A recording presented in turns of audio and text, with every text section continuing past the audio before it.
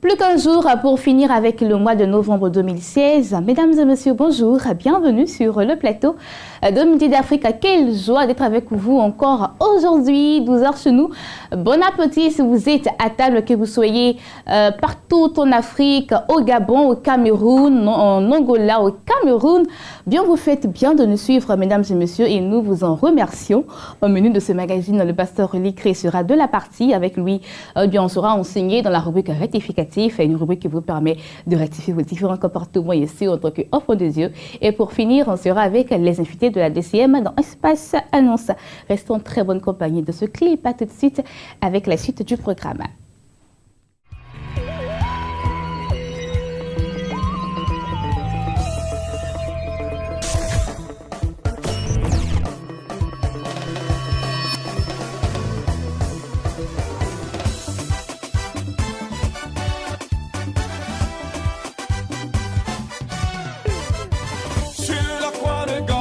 C'était le combat, sur la croix de Golgotha, c'était le combat.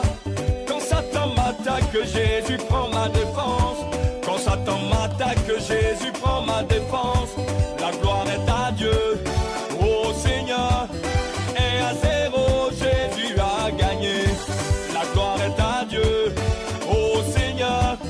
Sur la croix, Jésus a gagné. Marquez le but.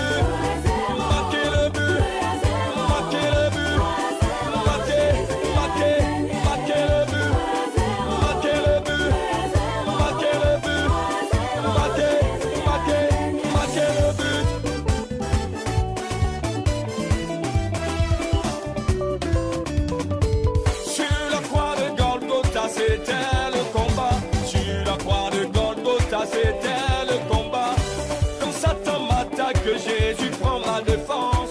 Quand Satan m'attaque, Jésus prend ma défense. La gloire est à Dieu, ô Seigneur. Et à zéro, Jésus a gagné.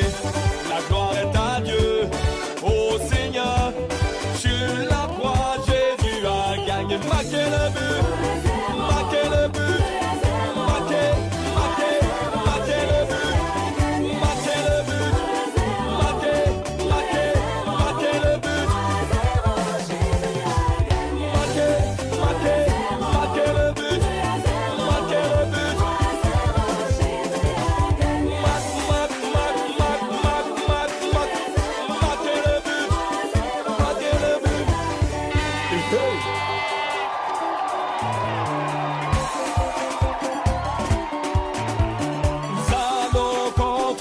Satan, pour prendre ce que tu as volé, revêtu de la puissance de notre Dieu.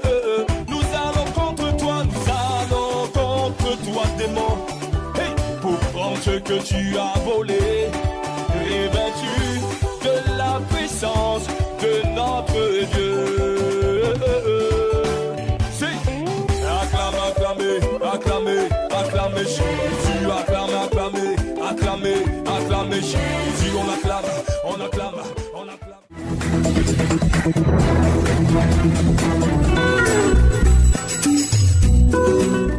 Vous êtes très bien installés, je l'espère. Et comme je l'ai dit tantôt, aujourd'hui, on sera enseigné par le pasteur Likré. Il était là la semaine dernière pour nous enseigner la parole dans la rubrique rectificative. Une très belle rubrique qui nous permet à nous, chrétiens, de ranger nos comportements ici en tant qu'enfants de Dieu.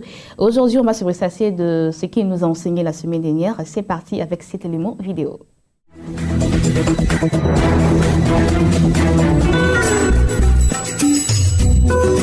Vous êtes très bien installés, je l'espère. Et comme je l'ai dit tantôt, notre consultant du jour est là, le pasteur Likré. Il est là aujourd'hui pour nous enseigner la parole dans la rubrique rectificatif, une rubrique qui vous permet de rectifier vos différents comportements. Et ce, en tant qu'enfant de Dieu, notre thème du jour, la bénédiction du chrétien dépend de son service. Bonjour, pasteur. Bonjour, Bénédicte. Pourquoi ce thème aujourd'hui, la bénédiction du chrétien dépend de son service? Faut-il être au service de Dieu pour avoir la bénédiction ou faut avoir d'abord la bénédiction pour être au service de Dieu? Merci Bénédicte pour ta question. Je voudrais déjà saluer tous ceux qui nous suivent en ce moment sur la chaîne des Bénis et dire que ce thème il est important parce que Jésus nous a sauvés pour le servir. Ça, c'est déjà la première des choses. Mais pourquoi j'ai choisi ce thème? J'ai dit toujours que quand nous sommes ici en rectificatif, c'est à partir de constats que nous avons fait dans nos églises que nous venons pour rectifier un certain nombre de comportements, comme tu le signifies si bien avant de commencer l'émission. Alors, j'ai dit, la bénédiction du chrétien dépend de son service. Mais je dirais même encore mieux que la bénédiction est pour ceux qui servent Dieu. Ça, je peux encore le dire. La bénédiction est pour ceux qui servent Dieu. Tout à l'heure, nous allons regarder, plonger dans les Écritures pour mieux comprendre ce que je viens de dire.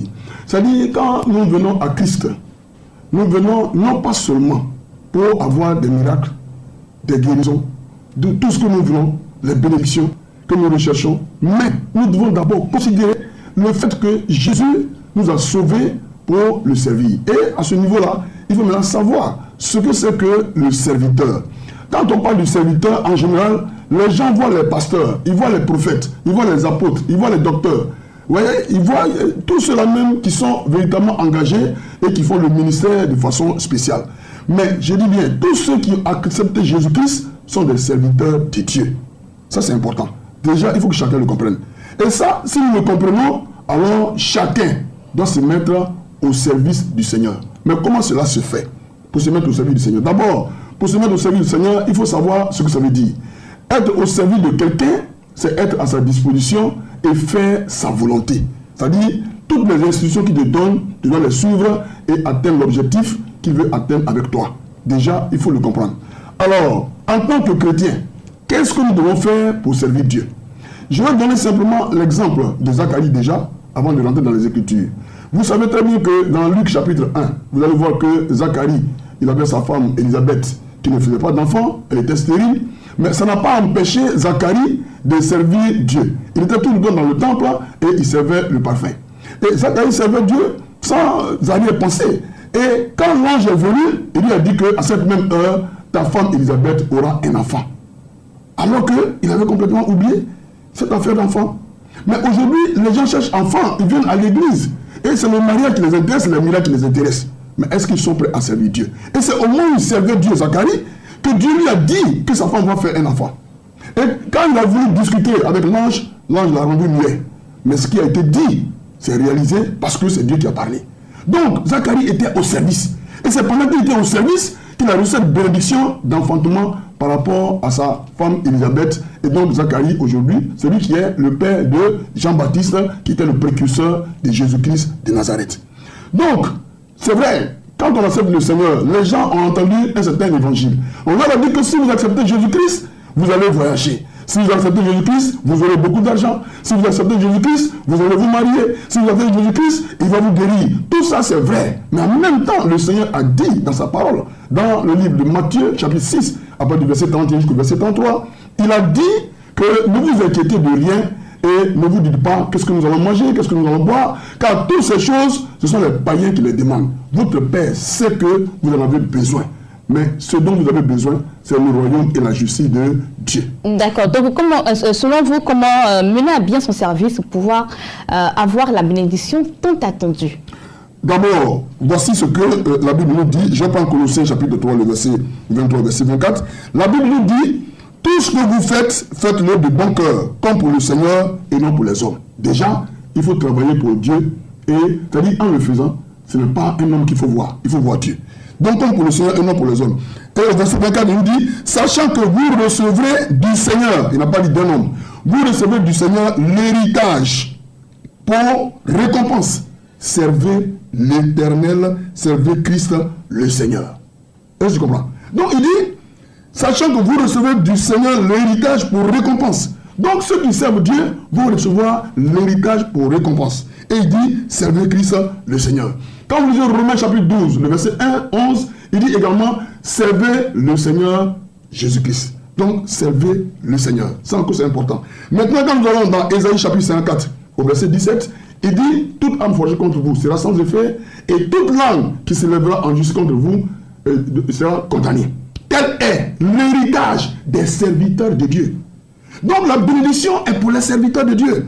La bénédiction, ce n'est pas pour des gens qui viennent, comment on appelle ça, en tourisme, qui viennent simplement par intérêt. C'est-à-dire qu'ils viennent parce qu'ils ont besoin de miracles. Ils viennent parce qu'ils ont besoin de guérison. Mais c'est des gens qui se mettent au service de Dieu. Et en se mettant au service de Dieu, ils sont prêts à nettoyer la salle, ils sont prêts à nettoyer le temple, ils sont prêts à évangéliser, à annoncer la bonne parole pour dire que Jésus-Christ vous aime. Ils sont prêts à parcourir les rues, à parcourir les hameaux, à parcourir les campements pour annoncer l'évangile de Jésus. En le faisant, ils sont en train de servir Dieu. Et en servant Dieu, la bénédiction suit automatiquement. D'accord. Et voilà qui est très bien dit. J'espère que vous avez pris bonne note de ce que notre consultant a dit sur ce thème. La bénédiction du chrétien dépend de son service.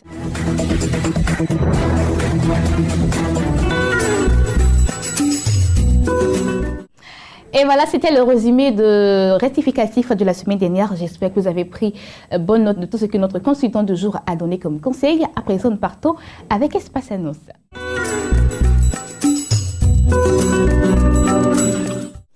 Espace Annonce, nous démarrons avec le pasteur Kwaku Awye. Il est là au nom de l'église évangélique Rema. Il est là pour annoncer une grande campagne d'évangélisation. Bonjour, pasteur. Bonjour. Comment madame. ça va? Très bien. D'accord. De quoi parle-t-on exactement dans cette grande campagne d'évangélisation? Bon, le thème de la campagne, c'est que Jésus-Christ est vivant. Et la campagne aura lieu tout près d'ici, à la Riviera, Palmeraie, programme 3 des Rosiers. Et le lieu, c'est dans les jardins de l'église. C'est situé n'est-ce pas, à 100 mètres de la station totale. Quand vous arrivez à la station, vous rentrez à droite, il y a une voie non bitumée. Et à 100 mètres dans les jardins de l'église. Et pourquoi avoir choisi d'organiser cette grande campagne? Mais écoutez, l'église, nous en tant que chrétiens, nous existons à cause de l'évangélisation. L'église existe à cause de l'évangélisation. Donc, n'est-ce pas, le core business de l'église, c'est avant tout d'évangéliser. Et donc, c'est dans ce cadre, c'est dans ce chemin que nous organisons cette campagne au bénéfice de toutes les populations. D'accord. Et qui sont ces personnes qui sont invitées? Tout le monde est invité. Tous ceux qui nous entendent dès aujourd'hui sont invités parce que c'est un événement exceptionnel en cette fin d'année. Et il faut que chacun s'apprête à y participer. D'accord. N'est-ce pas? Et ça aura lieu quand? Les 2, 3, 4 décembre à partir de 16h.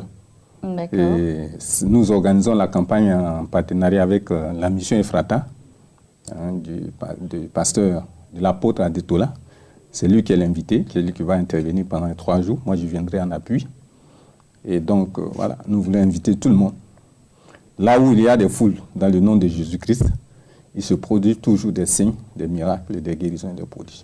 Et donc, voilà. D'accord. Donc, si je comprends bien, le pasteur sera de la partie... L'apôtre Zacharie Adetola. D'accord. Oui, c'est lui qui est l'invité, c'est lui qui est la vedette pendant ces 3 jours. On va rappeler la situation géographique de l'église et donner les contacts. Alors, c'est au Rosier, programme 3, à la Riviera Palmeraie. Pour prendre le repère, c'est à partir du 35e arrondissement de police. Après, il y a une station totale. Il y a une voie non bitumée à la station totale, tout juste à droite. Et à 100 mètres, c'est situé l'église. C'est là qu'aura lieu l'événement. D'accord. Les contacts? Le 07 09 49 24. Et puis le 57 626 786. D'accord, merci pasteur Kwaku Awye. Il était là pour annoncer cette grande campagne d'évangélisation qui aura lieu les 2, 3, 4 décembre 2016 à partir de 16h à la mission c'est Ephrata, c'est ça? Rema, à la mission Rema. C'est situé à la Riviera, Rosier. À la Riviera, au programme des Rosiers. Programme 3. Les contacts pour avoir de plus amples informations, le 07 09 49 24, le 57 72 66 86. Nous passons à présent à Yeboine Getia, directeur commercial et marketing de ISPC. Il est là pour annoncer la rentrée académique 2016-2017. Bonjour Yeboine. Bonjour Bénédicte. Comment ça va? Toujours bien, surtout quand on a reçu le plateau et qu'on te voit avec le sourire aussi. D'accord. Merci beaucoup d'être venu aujourd'hui. De quoi parle-t-on aujourd'hui? Aujourd'hui, nous allons parler du séminaire de formation. D'accord. On va faire un clin d'œil et puis on va essayer d'être un peu plus pratique pour savoir à qui s'adresse l'ISPC. Surtout, on va débuter avec cette parole du docteur Atta ce matin. Il avait dit que la vocation de l'Esprit Saint, c'était l'enseignement. Nous, notre vocation à nous, à l'Institut supérieur de la formation continue, c'est la formation. La formation des personnes qui ont travaillé ou qui sont maintenant en âge de travailler. Qu'elles soient des personnes qui ont exercé et maintenant, il y a eu suppression de leur emploi. Pourquoi aujourd'hui on met l'accent là-dessus? Parce qu'il y a des gens qui ont exercé et puis il arrive depuis un certain moment, leur métier n'existe plus. Pour faire un parallèle, on pourrait dire par exemple une dactylographe qui est encore jeune et qui se rend compte qu'aujourd'hui on est à l'informatique. Pour ces personnes-là, on appelle cela de la reconversion ou bien apprendre un nouveau métier. Mais ce que vous avez appris auparavant, vous saviez bien le faire, mais votre diplôme n'est plus adapté à ce marché. Mais ce que vous faisiez, peut-être que ça a pris une autre tournée ou bien une autre appellation. Pour ces personnes-là, il est intéressant de venir faire un certificat. Vous venez, on va essayer de convertir votre acquis professionnel ou bien vos expériences professionnelles. Ça nous permet de parler de la valorisation des acquis professionnels, la VAP, de la valorisation de l'acquis par expérience, la VAE. Maintenant, nos certificats, c'est le certificat de qualification professionnelle et le certificat de spécialité de haut niveau.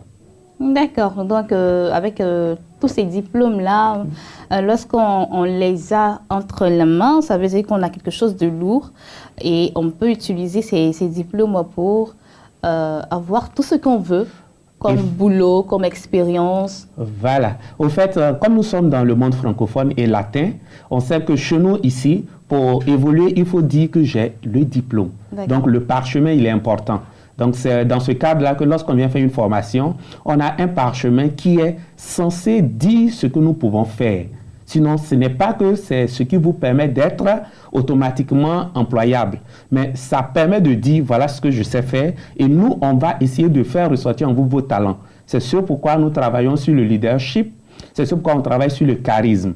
Et pour ceux qui veulent en savoir plus, on se donne rendez-vous déjà pour le 10 décembre. Le 10 décembre, nous avons le séminaire de formation sur le renforcement des capacités. C'est au CIREJ, c'est le samedi. Et ça commence à 8h et ça finit à midi. D'accord. Comment fait-on pour vous joindre? On nous joint au plus 225 59 55 06 69. On nous joint encore au plus 225 02 11 33 92. Et je terminerai en disant, les rentrées académiques, c'est le 7 janvier 2017 à Cocody au CIREJ, le 14 janvier 2017 à Bondoukou au centre Botogoni. Merci beaucoup Yeboah Nguetia, directeur commercial et marketing de ISVC. Il était là pour annoncer la rentrée académique 2016-2017. Les contacts, c'est le 59 55 06 69 et le 02 11 33 92. Marathon de prière à 2e édition, c'est pour le 9 décembre prochain. Comme vous le savez, on en parle depuis toujours sur Béni TV. On en parle encore avec Gisèle Tia. Bonjour. Bonjour Bénédicte. Comment ça va? Ça va très bien. D'accord. Très belle ce matin. Merci. Et comment ça se prépare, le marathon de prière? Marathon de prière, on va dire, c'est dans moins de 2 semaines déjà. Et ça fait un bout de temps que nous communiquons sur ce programme.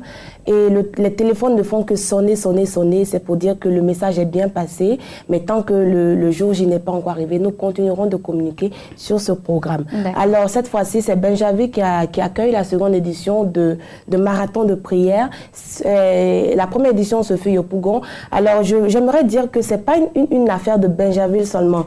Voilà, c'est toutes les communes d'Abidjan, Abobo, Koumassi, Makori, Yopougon également, Cocody, voilà, tout le monde. Et c'est aussi une affaire de toutes les villes de la Côte d'Ivoire et même les pays de l'extérieur, parce que nous recevons également des coups de fil venant de l'extérieur. Alors c'est pour dire que ce programme est vraiment attendu parce que à l'issue de la première édition, des témoignages vraiment vivifiants en sont sortis et c'est vraiment touchant de voir que les gens se mobilisent. Et Dieu est toujours à l'œuvre. Dieu a fait à la première édition et la 2e édition sera encore merveilleuse. Voilà. Donc pour vous qui hésitez encore, ce programme est le vôtre. Quel que soit le mal dont vous souffrez, quelle que soit la maladie que vous traînez depuis des années et j'en passe, ce programme est fait pour vous parce que c'est de 19h à l'aube.